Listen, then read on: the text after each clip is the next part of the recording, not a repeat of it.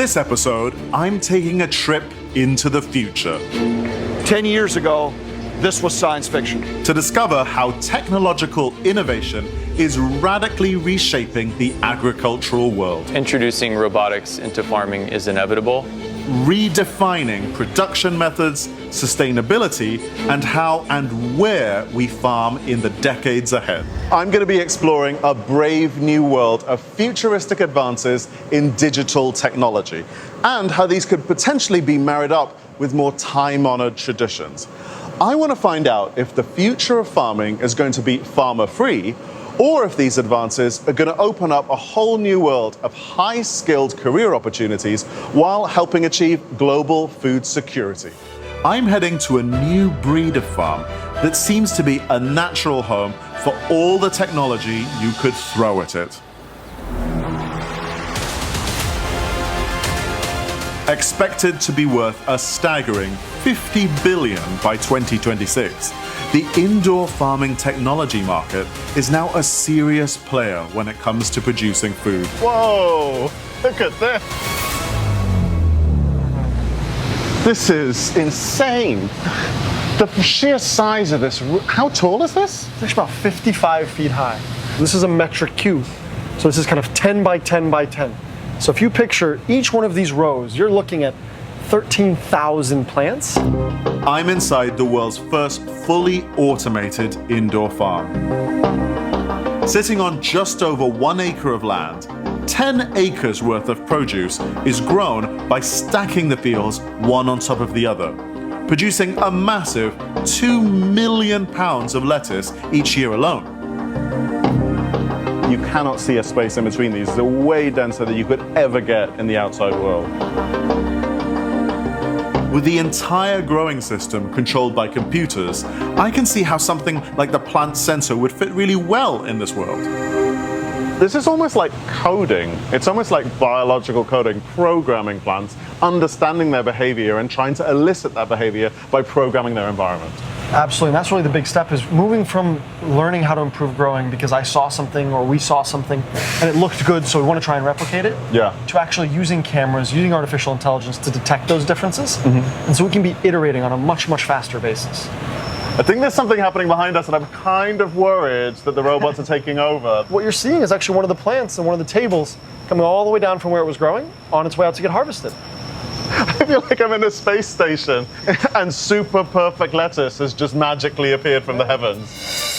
And the automation doesn't stop there. What would traditionally be a labor-intensive process has been given the full tech overhaul, saving time and money, ultimately allowing the team to have between 17 to 20 more growing cycles than outdoor agriculture each year. And then what happens? After that, you just stack it on here. And that's it. So 200 plants in like 10 seconds or less. And that's how we do it. Astonishingly, it takes just 10 people to plant, manage, and harvest the tens of thousands of crops that pass through here every single day of the week. So after these have been rehomed into their bigger modules, where do they go next? Yeah, so then we take them and we put them into large tables. Yeah. Which is what they're going to end up living in as they work their way through our grow zone. Okay. And we end up doing, with this exact process, 70 to 80,000 plants a day. In roughly 20 days, the crops have matured and are ready to harvest, a process that takes 3 to 4 times longer in traditional agriculture. To find out how urban farms like this one are going to revolutionize our food production system in the future, I'm catching up with 80 Acres co-founder Mike Zelkind. In the future, will you ever see things like the carbs that fuel humanity? You know, your wheat, your corn, your soy being grown in a system like this? Yeah, we feel that to really make vertical farming become important in this world, we all have to get beyond lettuce. Yeah, it's not a salad machine. Exactly. Will it be growing corn and wheat? Not necessarily. That's not the most effective thing to grow. We feel tomatoes and cucumbers and peppers and soft fruit like strawberries and blackberries are critical to make this a very important capability all over the world.